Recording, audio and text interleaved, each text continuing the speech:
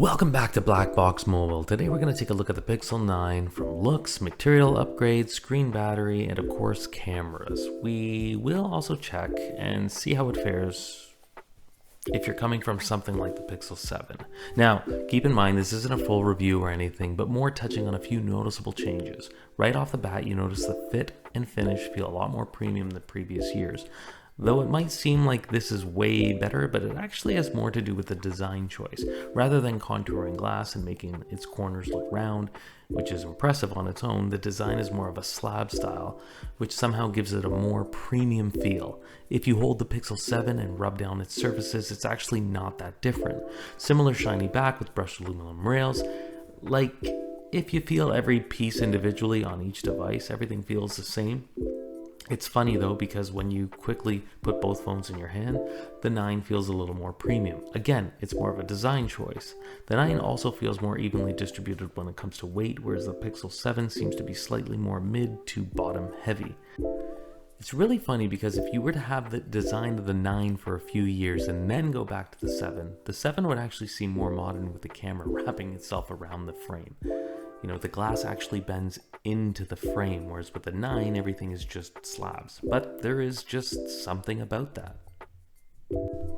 This is kind of that similarity between the iPhone 5 and 6. The reality is it's all preference, and a lot of the feel is catered by design, and it's not always material choice.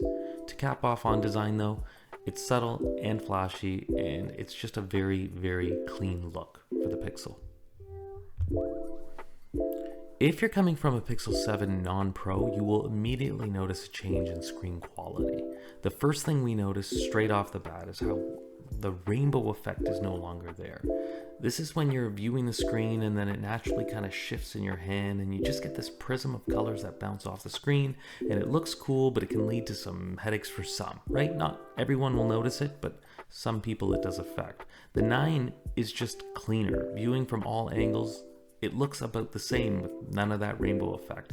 And at 120 Hz OLED screen, it could reach a maximum brightness of 2700 nits, add HDR10 Plus to that, and it's just a very premium screen, even despite the fact that its professional brother offers better. Screen size at 6.3 inches with an 86.1 screen to body ratio, given a resolution of 1080p, 2424 pixels with a PPI density of 422 on a 20:9 screen ratio. It looks good. The only thing that we'd change about the screen, and this goes for pretty well all of the market except for Sony, is just get rid of that hole punch camera. It seems bigger too when compared to the 7.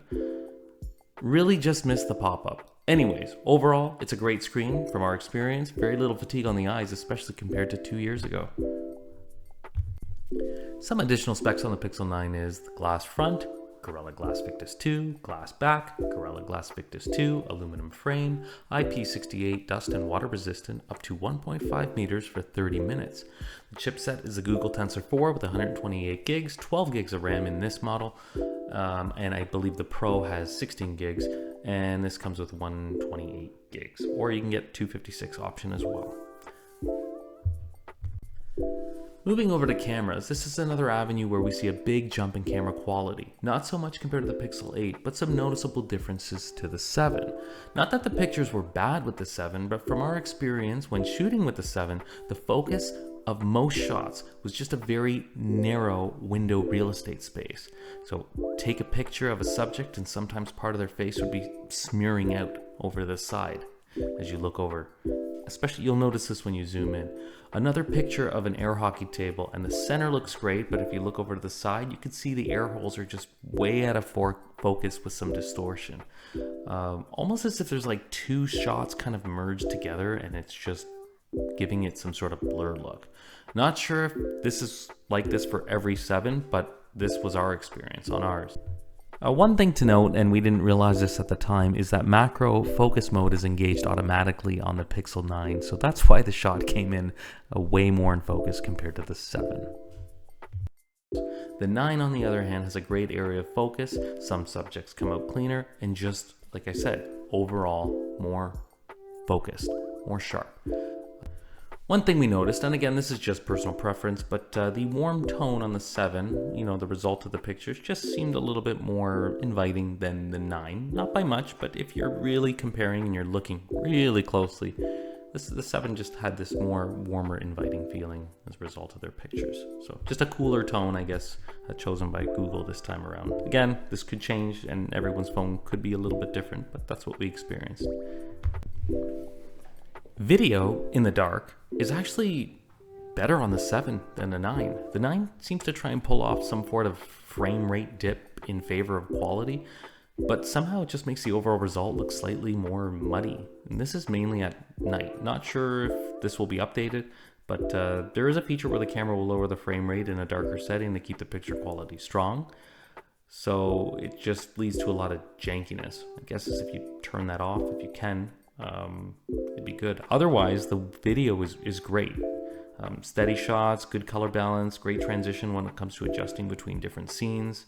It's really good. The ultra wide camera is, well, actually more wide. For those who don't remember, the regular Pixel 7 ultra wide camera was good, but the Pro model offered a wider 125.8 degree field of view compared to the standard 7's 114.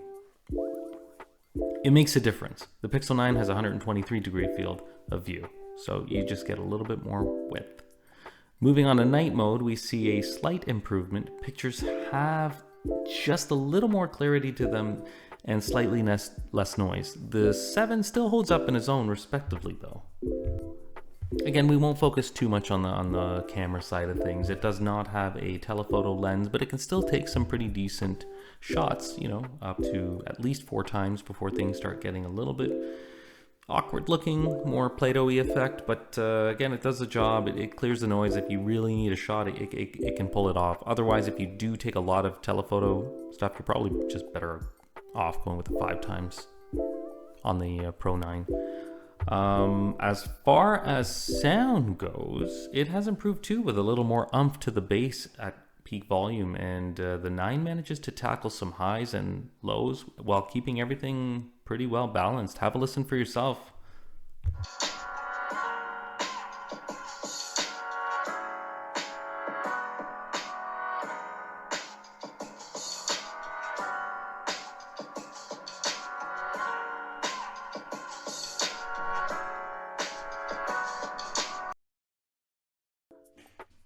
On the software front, with Gemini AI, new photo editing tools being added every so often, Pixel Studio where you can write down what you want and have the Pixel turn it into art, screenshot recalls, capability to even see things like custom weather reports, and a relatively smooth experience while doing all of this, it's a pretty jammed-packed, full-feature productivity tool.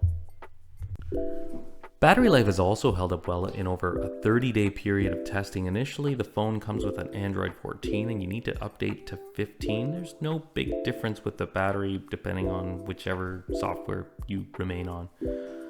Wrapping up, this is an overall well-rounded phone on both software, front, and hardware capabilities. With improvements to screen, battery, sound, cameras, and the new Tensor 4's ability to create new tricks up its sleeve, we really do find it worth the upgrade. Now, if you're happy with the Pixel 7 and you really don't have a reason to upgrade, just don't. It's a perfectly fine phone that even we keep going back to. It has its own look and feel. It's fantastic. The 9 is heading Google in the right direction though, with the ability to compete with the likes of Samsung and Apple, and it shouldn't be a distant third if they keep up this progress.